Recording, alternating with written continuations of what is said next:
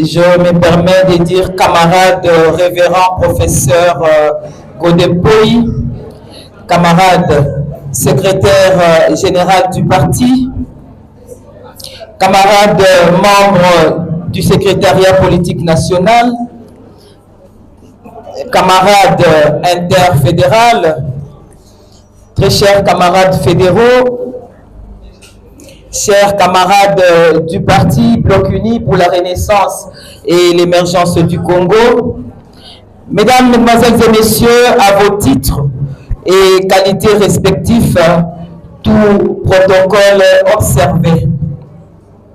Dans un contexte de guerre d'agression, nous célébrons aujourd'hui la Journée internationale des droits des femmes.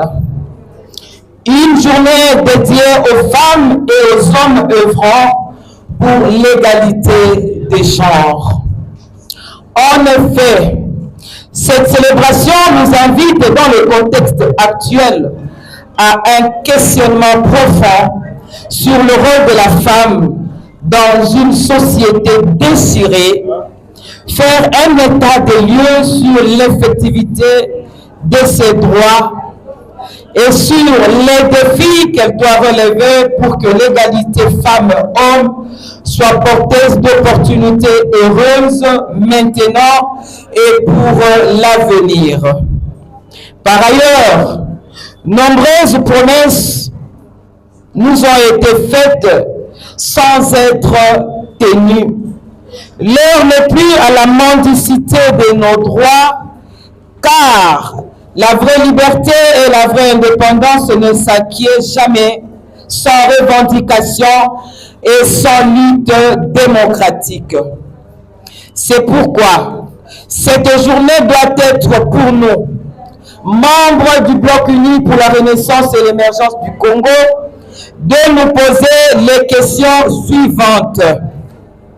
Quel acte en faveur de la femme avons-nous posé au courant de cette année en cours? Que faisons-nous et que prévoyons-nous faire pour éradiquer le phénomène de la violence subie par les femmes et les filles en République démocratique du Congo?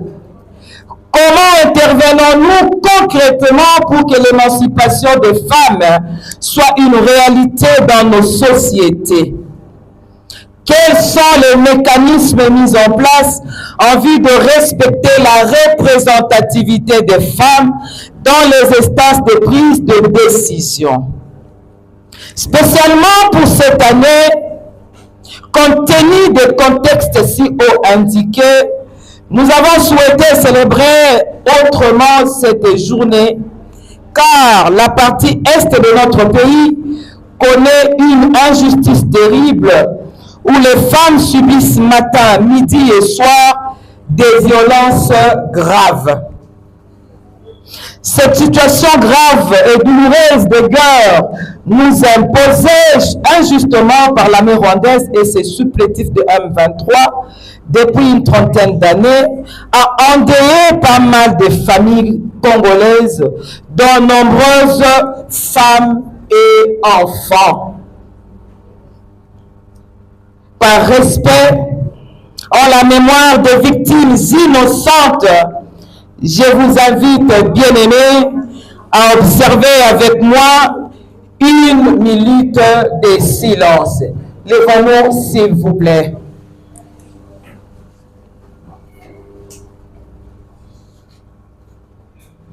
Je vous remercie. Nous pouvons reprendre nos places.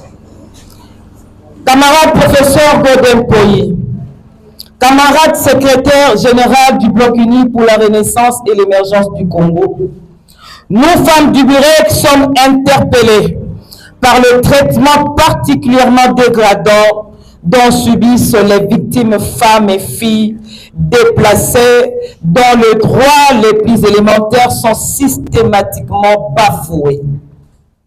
C'est pourquoi, par cette activité, nous exprimons notre engagement politique en faveur d'un processus de paix, durable, car cette longue période de crise caractérisée par de multiples conflits armés doit être désormais révolue. Car ces conflits armés n'apportent que le sous-développement de notre nation. En revanche, ils n'ont apporté le deuil et le désarroi dans le foyer, ébranlent les fondements de la nation, déshumanise l'homme congolais, détruit l'économie du pays et brade l'intégrité territoriale. Face à ce tableau sombre, nous avons estimé qu'il est important de nous appuyer sur un des fronts développés par son Excellence le Président de la République, son Excellence Félix-Antoine Tshisekedi Tshilombo, chef de l'État, en ces temps de guerre. Il s'agit du front spirituel, c'est-à-dire implorer la grâce de Dieu pour notre nation, afin que notre pays recouvre la paix et l'unité nationale tant recherchée.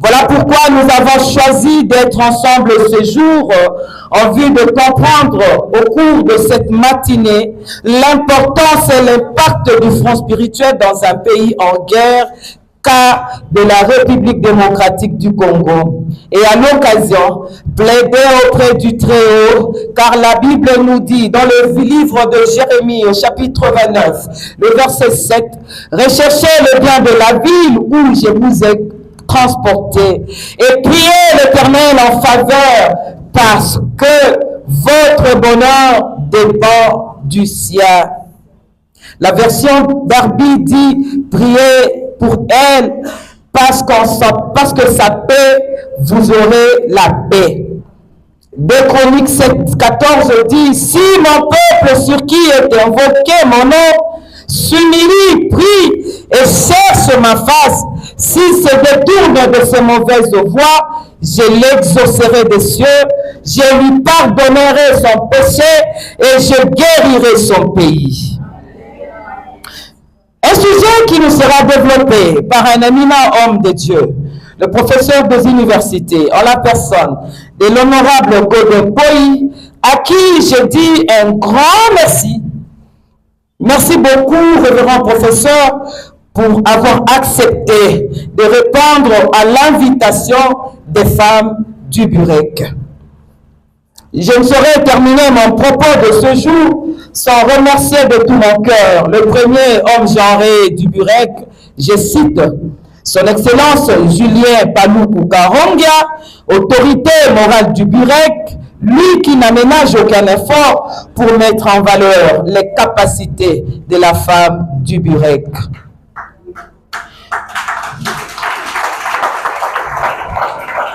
Et en ce jour, j'invite les hommes de bonne volonté au parti et au regroupement AB50 à se mettre à nos côtés pour gagner la bataille de l'égalité. Enfin, les femmes du Burek lancent un appel pour la paix et l'unité nationale en vue de conquérir notre souveraineté politique et économique pour la renaissance et l'émergence de notre cher et beau pays. Que vive la paix et l'unité nationale, que Dieu bénisse la République démocratique du Congo. Je vous remercie.